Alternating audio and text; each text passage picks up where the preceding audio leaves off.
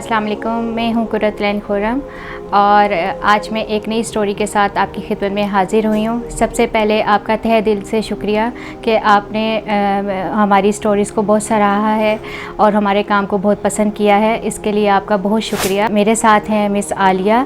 आइए इनसे इनकी ज़ुबानी ही इनकी स्टोरी सुनते हैं। जी, मैं हूँ आलिया भट्ट और कुर्रतुल ऐन ने मुझे जो है वो कांटेक्ट किया।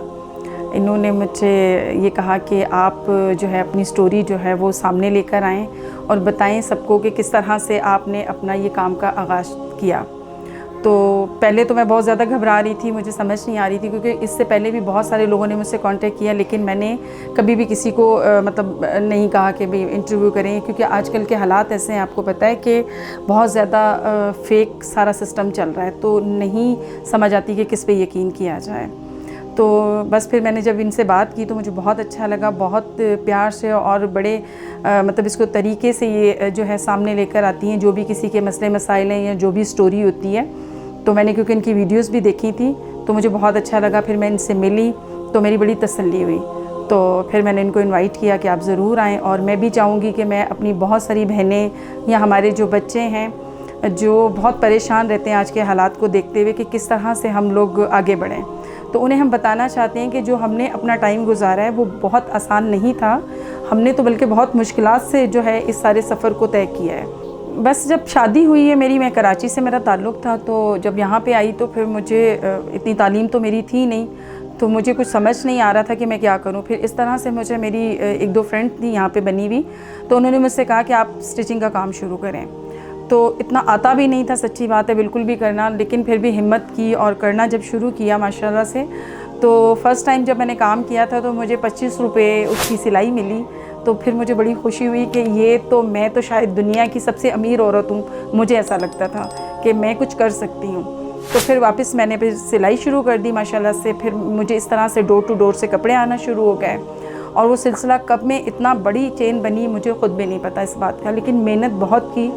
इस सारे दौर में मुझे एक 10 साल से 15 साल मुझे लगे एक ही उसमें चलते हुए, और फिर माइंड ने काम किया कि मुझे इसको मज़ीद आगे लेके चलना चाहिए। तो अभी भी मेरी यही कोशिश होती है इस दौर में। मुझे मतलब तकरीबन हो गए 28-30 साल हो गए हैं काम करते हुए, और फिर मैंने मुख्तलिफ़ शोबे मतलब और भी साथ में स्टिचिंग से साथ बुटीक भी शुरू कर दी। फिर डिज़ाइनिंग के कोर्सेज़ किए कराची से जाके फास्टिंग के, और फिर बस इसी तरह से जो ये सिलसिला है चलता रहा है माशाल्लाह से। और आज मुझे काम करते हुए 28 से 30 साल हो गए हैं, और अभी भी मेरे पास बच्चे आते हैं, लेबर है माशाल्लाह, एक छोटा सा यूनिट है मेरा जो जिसमें मैं काम मेरी लेबर करती है, लेकिन डिज़ाइनिंग और कटिंग अभी भी मैं ख़ुद करती हूँ। चाहे मुझे वो दिन के 500 पीस काटने हों या 100 पीस कटिंग करनी हो, वो मैं ख़ुद करती हूँ, क्योंकि मुझे अपने काम की तसल्ली नहीं होती जब तक मैं ख़ुद नहीं करती।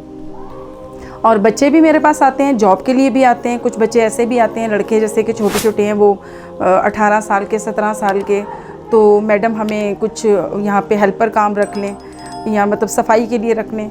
तो मेरी कोशिश यही होती है कि वो बच्चे काम भी करें साथ में, उन हुनर भी सीखें। अच्छा, एक चीज़ आपसे पूछनी थी कि ये जो फैब्रिक आपका बच जाता है जिस तरह ये कटिंग वगैरह में या इस तरह, तो उसका आप क्या करते हैं? मतलब उसको वेस्ट कर देते हैं या उसको कुछ किसी तरह यूटिलाइज़ करते हैं? तो वो थोड़ा सा बताइएगा। जी, बहुत अच्छा सवाल आपने पूछा। बिल्कुल, हमारे पास काफ़ी लेफ़्ट ओवर बच जाता है, और कभी ऐसा भी होता है कि हमारे जो ऑर्डर होते हैं वो कैंसिल हो जाते हैं, तो वो तैयार भी हुए हुए होते हैं, और फिर हम लोग ख़ुद भी तैयार करके, और जो हमारा वेस्ट कपड़ा होता है जो लेफ़्ट ओवर, उसके भी हम स्पेशल कपड़े तैयार करवा के, और फिर वो जो ज़रूरतमंद होते हैं मैं उनको दे देती हूँ और डिस्ट्रीब्यूट कर देते हैं इस तरह से। कभी इदारे में दे देते हैं, कभी अपने जानने वालों में दे देते हैं, और अपने एरियाज़ में से भी काफ़ी सारे लोग होते हैं, तो वो अल्लाह का शुक्र है वो वेस्ट नहीं होते। वो उन्हीं का हक़ होता है, जिनका होता है वो उनको हम दे देते हैं।